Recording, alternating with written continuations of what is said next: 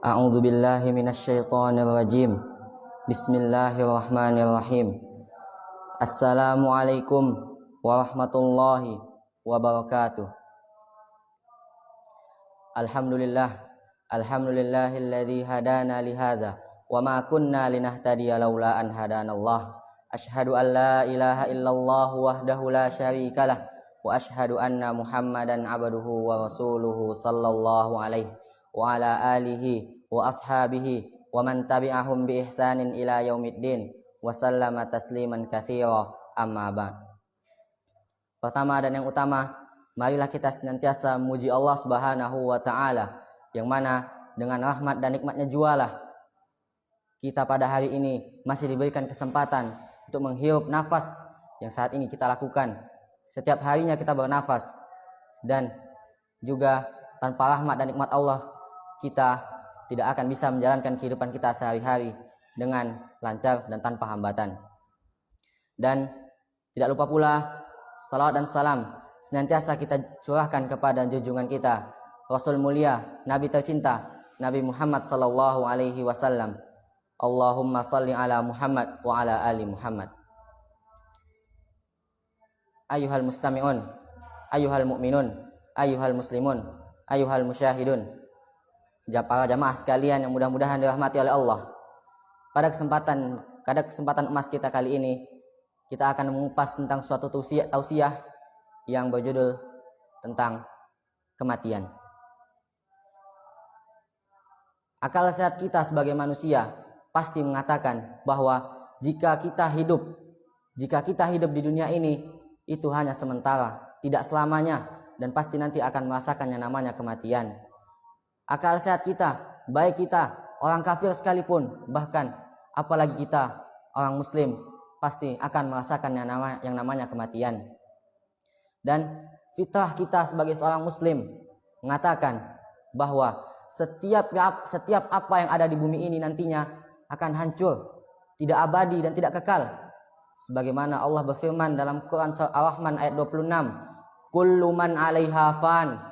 Setiap yang berada di atasnya, setiap yang berada di atas bumi itu fana, saudara-saudaraku jamaah sekalian, fana. Tidak abadi, tidak kekal, hanya sementara. Dan apa itu kematian, saudara-saudaraku? Kematian adalah suatu peristiwa di mana terpisahnya antara ruh dengan jasad seseorang, yang mana nantinya ruh itu tidak akan kembali lagi kepada jasad tersebut hingga hari kiamat kelak. Ini adalah definisi atau pengertian dari yang namanya kematian. Dan dari definisi ini bisa kita ambil suatu faidah bahwa jika kita sudah mati, masuk ke liang lahat, kita tak akan pernah bisa bangkit lagi untuk kembali ke dunia untuk melakukan amal-amal soleh. Dan ketahuilah, kita semua manusia yang melangkahkan kaki di atas bumi, yang mijakkan kaki di atas tanah, yang masih bernafas di bawah langit, kita semua pasti akan merasakan yang namanya kematian. Apa kata Allah dalam Quran surat Ali Imran ayat 185? Kullu nafsin dha'iqatul maut. Kullu nafsin, setiap jiwa, setiap nyawa, setiap yang hidup, setiap yang bernafas, dha'iqatul maut, akan merasakan yang namanya kematian. Siapa nafsun? Siapa nafsin? Yang disebutkan oleh Allah dalam ayat ini. Di antara mereka semua itu adalah kita, jamaah sekalian. Kita para manusia. Kita manusia yang ada di bagian utara, selatan, timur, dan barat. Semuanya. Kita akan merasakan yang namanya kematian. Mau sejauh apa kita lari? Mau sejauh apa kita bersembunyi? Kita tak akan bisa melakukannya, saudara-saudaraku. Tidak akan bisa. Tidak akan bisa kita bersembunyi, lari dari kematian, tak akan pernah bisa. Tepuk dada, tanya iman, mau kemana kita lari? Hai iman, mau kemana kita lari? Iman akan menjawab, engkau tak akan bisa lari, saudaraku. Engkau tak akan pernah bisa lari. Engkau tak akan bisa pergi dari yang namanya kematian. Kematian akan menyusulmu. Apa kata Allah dalam Quran surat Al-A'raf ayat 34? Walikulli ainama takunu yudrikumul mautu walau kuntum fi burujim musayyadah. Ainama takunu, dimanapun kamu berada, dimanapun kalian berada, wahai manusia, yudrikumul maut. Maut akan mendatangi kalian, maut tetap akan mendapatkan kalian. Walau kuntum fi burujim musyayyadah. Walaupun kalian berada di benteng yang tinggi dan sangat kokoh. Quran surat Nisa ayat 78. Dari sini bisa kita ambil suatu faidah, bisa kita ambil suatu ibrah atau pelajaran bahwa mau sejauh apa kita lari, mau kemanapun kita bersembunyi, kita tak akan bisa, saudara-saudaraku. Apa disebutkan dalam kisah seorang raja, yaitu Raja Namrud. Siapakah dia? Dia adalah seorang raja yang hidup pada zaman Nabi Ibrahim alaihi salam. Bagaimana kisah kematiannya? Raja Namrud di akhir hayatnya, ia membuat sebuah benteng yang sangat kokoh yang melindunginya dari atas, bawah, kiri dan kanan, depan dan belakang. Bahkan manusia pun tak bisa menembusnya. Tapi apa? Tapi kematian tetap datang kepadanya. Bagaimana caranya, jamaah sekalian? Allah Subhanahu wa ta'ala, Allah Azza wa Jalla mengirimkan kepadanya seekor nyamuk. Hanya seekor nyamuk, jamaah sekalian. Makhluk Allah yang kecil. Nyamuk itu berhasil menembus masuk ke dalam dinding itu. Hingga apa? Kemudian nyamuk itu masuk ke dalam hidung Raja Namrud, sehingga sampai ke otaknya. Hingga akhirnya apa? Raja Namrud pun akhirnya memukul kepalanya sendiri dengan batang besi. Hingga akhirnya ia mati, tewas dikarenakan perlakuannya tersebut. Jadi dalam kisah ini bisa kita ambil suatu faidah bahwa kita tak akan pernah bisa lari dari yang namanya kematian. Bahkan Raja Namrud, raja yang sangat terkenal, dalam kitab Qasasul Anbiya disebutkan, karya Ibnu Katsir, beliau menyebutkan bahwa raja di dunia itu ada 4. Salah satunya siapa? Salah satunya adalah Raja Namrud. Jadi dari kisah ini bisa kita ambil suatu faidah atau pelajaran bahwa kita tak akan pernah bisa lari dari yang namanya kematian. Dan kita sebagai seorang muslim pasti mengetahui bahwa kematian pasti akan datang pada kita. Kematian akan datang kepada kita sesuai dengan waktu-waktunya. Fulan usianya segini, ia akan mati di sini pada jam sekian, di tempat sekian. Itu semua sudah ditentukan oleh Allah Subhanahu wa taala sebagaimana dalam firman-Nya tadi, Quran surah Al-Araf ayat 34. Walikulli ummatin ajal fa idza jaa ajaluhum la yastakhiruna sa'atan wa la yastaqdimun. Walikulli ummatin ajal. Dan bagi setiap umat itu telah ada ajal. Fa idza jaa ajaluhum, dan jika telah datang pada mereka ajal mereka, la yastakhiruna sa'atan wa la yastaqdimun. Tidak akan bisa ditunda dan tidak akan bisa dipercepat walaupun hanya sesaat, saudara-saudaraku. Ini adalah janji Allah. Ini adalah janji Allah yang diterangkan dalam kitabnya yang benar, yaitu Al-Quran. Ini adalah janji Allah, dan janji Allah itu benar. Inna wa'dallahi haqqo. Sungguh janji Allah itu benar. Dan di antara janji Allah adalah ini. Kematian akan datang tepat waktu kepada kita. Dalam ayat itu, walikulli ummatin ajal. Dan setiap umat itu telah ada ajalnya. Seluruh umat dari awal, dari Nabi Adam hingga umat Nabi Muhammad, semua telah ada ajalnya. Fa idza jaa ajaluhum, dan jika telah datang pada mereka ajal mereka, la yastakhiruna sa'atan wa la yastaqdimun. Tidak akan bisa ditunda dan juga dipercepat walaupun hanya sesaat. Siapa contohnya? Contohnya umat-umat terdahulu seperti umat Nabi Lut, kaum Sadum, umat Nabi Nuh dan yang lainnya. Mereka semua telah memiliki ajalnya masing-masing. Dan ajal mereka telah tiba kepada mereka, dan sampai sekarang pun tidak ada yang tersisa dari mereka. Yang tersisa hanya keturunan-keturunan mereka. Dan bahkan kita umat Nabi Muhammad sallallahu alaihi wasallam juga akan merasakan yang namanya kematian. Kematian tetap akan datang kepada kita. Mau setinggi apa jabatan kita? Mau setinggi apa jabatan kita? Mau siapa orang tua kita? Mau siapa saudara kita? Presiden, kades, tidak ada apa-apanya, saudara-saudaraku. Karena apa? Karena malaikat maut, ia telah diserahkan tugas untuk mencabut nyawa kita para manusia. Apa kata Allah dalam Quran surat As-Sajdah ayat 11? Qul yatawaffakum malakul mautil ladzi wukila bikum summa ila rabbikum turja'un. Katakanlah hai Muhammad, Malaikat maut telah diserahi urusan untuk mencabut nyawa kalian, akan mewafatkan kalian semua. Summa ila rabbikum turja'un. Kemudian kepada Rabb kalian akan dikembalikan. Ketahuilah saudara-saudaraku, malaikat maut tidak takut kepada raja-raja dunia. Malaikat maut tidak takut pada para presiden, petinggi negara, dan siapapunlah orangnya. Tapi ia datangi mereka satu persatu sesuai dengan perintah Rabb-nya. Untuk apa? Untuk mencabut nyawa mereka satu persatu. Banyak presiden kita yang telah meninggal. Contohnya Insinyur Soekarno. Beliau sudah meninggal bertahun-tahun yang lalu. Presiden kedua Soeharto, presiden ketiga Abdurrahman Wahid, dan kemudian B.J. Habibie dan yang lainnya.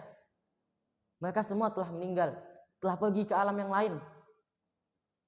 Dan kita jangan mengira bahwa petinggi-petinggi negara lain tidak akan meninggal. Ibu Megawati, Pak SBY, Pak Jokowi, pada suatu saatnya nanti akan tiba, mereka akan meninggal. Malaikat maut akan mendatangi mereka. Jadi dari dalil tadi Quran Surat As-Sajdah ayat 11 bisa kita ambil suatu faidah atau manfaat bahwa siapapun kita, setinggi apa jabatan kita, siapapun orang tua kita, mau setinggi apa jabatan bapak kita, mau setinggi apa jabatan ibu kita, saudara-saudara kita, adik kita atau siapalah, paman kita dan semuanya, itu tak akan berguna sama sekali di sisi Allah. Itu tak akan berguna sama sekali. Kematian akan tetap datang. Kematian akan datang. Sekali lagi, kematian akan datang. Dan ketahuilah saudara-saudaraku, dengan banyaknya kita mengingat kematian akan menjadikan kita hamba-hamba Allah yang senantiasa giat beramal dan takut akan melaksanakan, takut melakukan maksiat. Dan ketahuilah, keluarga-keluarga kita hilang, ayah ibu kita, saudara-saudara kita, kerabat kita, teman-teman kita, mereka semua hilang, pergi meninggalkan dunia yang fana. Hingga akhirnya mereka meninggalkan kita sendirian di dunia ini. Hingga akhirnya apa? Maut itu sendirilah yang mendatangi kita. Maut itu mendatangi kita sehingga kita menjadi jasad yang terbujur kaku, lemas, tak berdaya, tidak bisa apa-apa, yang akan dimasukkan ke dalam lubang yang berukuran 4x4, kemudian ditimbun dan ditinggalkan oleh keluarga kita yang lain. Saudara-saudaraku, jangan kita mengira dengan bertambahnya usia kita semakin mulia. Tidak, saudara-saudaraku. Tidak, jamaah sekalian. Justru dengan bertambahnya umur kita malah akan mengurangi jatah hidup kita di dunia. Apa kata Nabi SAW? Dalam hadisnya beliau bersabda, umur umatku itu antara 60 sampai 70. Sedikit yang lebih dari itu dan sedikit pula yang di bawah itu. Kalau kita ambil asumsi, kita ambil perkiraan bahwa 5 tahun kemudian umur kita sudah 25 tahun. Kita kurangkan 60 dikurang 25. Hanya tinggal 35 tahun lagi. Tidak bertambah saudara-saudaraku, hanya mengurang, tidak bertambah. Tidak ada gunanya. Tidak ada gunanya kita melaksanakan upacara ulang tahun. Tidak ada gunanya kita berbahagia pada hari itu. Justru kita malah harus bersedih dan juga harus bertambah keyakinan, keimanan dan juga ketakwaan kita kepada Allah. Karena apa? Kita menyadari bahwa jatah hidup kita di dunia sudah semakin berkurang. Ini yang harus dijadikan patokan kita. Ini harus dijadikan mindset kita, yaitu patokan pikiran kita. Pola pikir kita harus seperti itu. Bukan ketika umur kita bertambah kita semakin mulia. Hari ini umur kita 10 tahun, besok sudah 11 tahun. Memang kalau kita lihat, memang secara zahirnya ia bertambah, tapi secara batin, secara hakikatnya jatah hidup kita di dunia berkurang. Jadi jangan pernah kita berbahagia, jangan pernah kita senang ketika umur kita bertambah. Tapi yang harusnya bertambah ketika jatah waktu kita di dunia itu berkurang adalah ketakwaan dan ibadah kepada Allah. Dan dengan kita banyak mengingat kematian, kita akan menjadi hamba-hamba Allah yang senantiasa beribadah kepadanya. Karena ketika kita melaksanakan ibadah, kita yakin bahwa ketika nanti kematian datang kepada kita, kita telah mempersiapkan banyak bekal. Dan apa sebaik-baik bekal? Sebaik-baik bekal adalah takwa. Apa kata Allah? Wa tazawwadu. Berbekallah kalian. Fa inna khairaz zadit taqwa. Karena sebaik-baik bekal adalah takwa. Ini yang harus kita persiapkan sebelum kematian kita. Bukan harta, bukan material yang kita butuhkan, tapi takwa, amal ibadah, dan kesolehan kita lah yang kita butuhkan untuk kematian. Bukan harta, jamaah sekalian.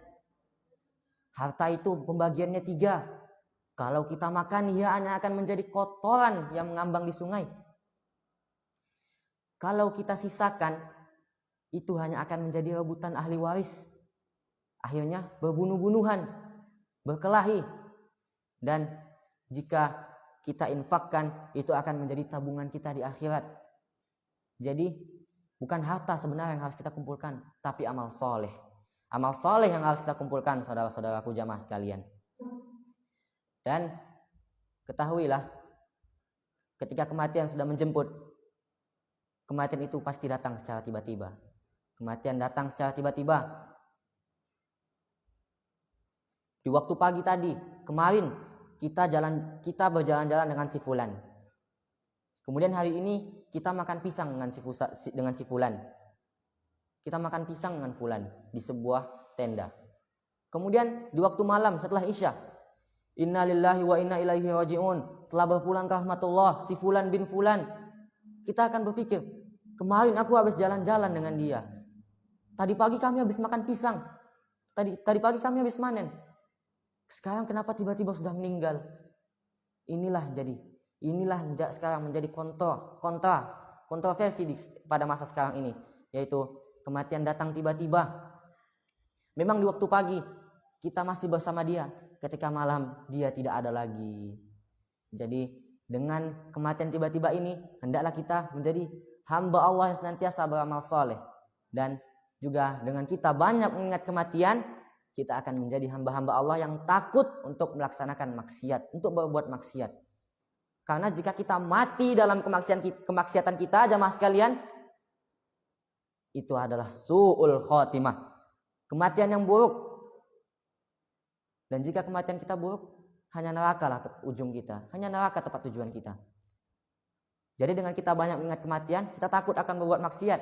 Ketika kita akan melakukan maksiat, nanti ketika aku ingin buat maksiat, nanti kalau aku mati ini, aku su'ul khotimah, matiku nggak tenang, siksa kubur, azab neraka, kekal. Nanti bagaimana? Seperti itu pola pikir kita. Jangan hanya merasakan nikmat saja. Memang ketika kita menghisap rokok sangat nikmat, saudara-saudaraku. Sangat nikmat ketika kita menghisap rokok. Tapi kalau kita ambil pola pikir, jika nanti kematian datang, kalau aku mati gara-gara rokok ini, jika aku mati disebabkan rokok ini, pasti su'ul khotimah, nanti hanya neraka tempat ujung kita. Dan karena kita memikirkan kematian, kita membuang rokok tersebut. Kita membuangnya jauh-jauh. Seperti itulah patokan kita sebagai seorang muslim. Sebagai kita sebagai seorang muslim yang tangguh, seperti itulah harusnya pola pikir kita, saudara-saudaraku sekalian. Dan ketahuilah, ketika nyawa sudah sampai di kerongkongan, barulah orang-orang yang berfoya-foya menghabiskan harta dunia yang fana akan sadar. Barulah mereka akan sadar bahwa selama ini mereka telah melakukan banyak dosa dan kesalahan. Ketahuilah, tapi itu semua sudah terlambat. Ketahuilah, itu semua sudah terlambat. Karena Allah tidak lagi mengampuni dosa. Allah tidak lagi mengampuni dosa kita jika nyawa sudah sampai di kerongkongan kita. Apa kata Allah dalam Quran surat An-Nisa ayat 18? Walaisatit taubatu lil ladzina ya'maluna sayyi'at hatta idza hadara ahadakumul maut. Hatta idza hadara ahadakumul maut qala inni tubtul an. Dan tobat itu tidak diterima oleh Allah Subhanahu wa taala bagi orang-orang yang melaksanakan kejahatan, bagi orang-orang yang melakukan kejahatan. Hatta idza hadara ahadakumul maut. Hatta idza hadara ahadakumul maut. Sampai datang kepada salah seorang dari mereka kematian, barulah ia berkata, "Inni tubtul an." Aku benar-benar bertobat sekarang. Tapi apa di awal ayat tadi? Walaisatit taubah. Dan tidak diterima tobat itu oleh Allah Subhanahu wa taala. Maka daripada itu, janganlah sampai kita menjadi orang seperti ini. Tobat kita tidak diterima oleh Allah. Jadi untuk itu, bertobatlah kita sekarang, jamaah sekalian. Bertobat kepada Allah atas segala dosa yang pernah kita lakukan di dunia ini. Karena jika kematian sudah datang, jika nyawa sudah sampai di kerongkongan kita, tak akan berguna lagi semua itu. Taubat kita tak akan diterima. Apa contohnya? Seperti Fir'aun. Fir'aun adalah seorang raja yang sangat bengis. Bahkan ia berkata, aku adalah Tuhan kalian. Di antara semua musuh-musuh Allah, di antara raja-raja lainnya, musuh-musuh para nabi, tidak ada yang berani mengatakan bahwa aku adalah Tuhan. Selain siapa? Fir'aun, laknatullah. Hanya Fir'aun yang berani mengatakannya. Tapi apa yang terjadi? Dalam Quran surat Yunus, Allah mengisahkan bahwa ketika ajal hampir mendekatinya, ketika nyawa sudah sampai di kerongkongan, ketika ia hampir tenggelam, ia berkata, aku beriman kepada Tuhan yang disembah oleh Bani Israel, dan aku termasuk orang-orang muslim. Maka apa kata Allah? Mengapa baru sekarang kamu bertaubat padahal selama ini engkau telah banyak melakukan kerusakan? Engkau menyiksa Bani Israel, engkau menyiksa mereka, memaksa mereka, membunuh anak-anak laki-laki mereka. Dan maka apa kata Allah? Maka pada hari ini kami selamatkan jasadmu supaya engkau menjadi pelajaran bagi orang-orang yang akan datang setelahmu. Ini bisa kita ambil pelajaran bahwa Fir'aun yang bertobat di akhir hayatnya, ketika nyawanya sudah sampai di kerongkongan, tidak diterima oleh Allah, tidak diterima. Maka daripada itu, janganlah kita menjadi seperti dia. Bertobat kita kepada Allah Subhanahu wa taala. Dan mungkin hanya ini yang dapat saya sampaikan, yaitu ada beberapa pelajaran yang bisa kita ambil, saudara-saudaraku jamaah sekalian, bahwa fitrah kita, akal sehat manusia, bahkan manusia yang gila, manusia yang kafir, mereka mengatakan pasti akan ada yang namanya kematian, pasti ada yang namanya kematian. Dan kita manusia yang menginjakkan kaki di bumi, bernafas, yang masih bernafas saat ini, semuanya pasti akan merasakan kematian. Dan kematian itu merupakan janji Allah, yang mana janji Allah itu tidak akan pernah bohong. Allah tak akan pernah ingkar terhadap janjinya. Dan janjinya adalah kematian akan datang tepat waktu. Tidak akan terlambat, tidak akan ditunda, dan tidak akan dipercepat, walaupun hanya sesaat. Dan di antara faedah yang bisa diambil yang lain adalah malaikat maut itu tidak akan takut kepada kita. Kita hanya manusia biasa. Malaikat maut tidak takut pada raja-raja dunia. Bahkan nabi-nabi pun dia juga yang mewafatkannya. Bahkan Nabi SAW, beliau juga telah wafat.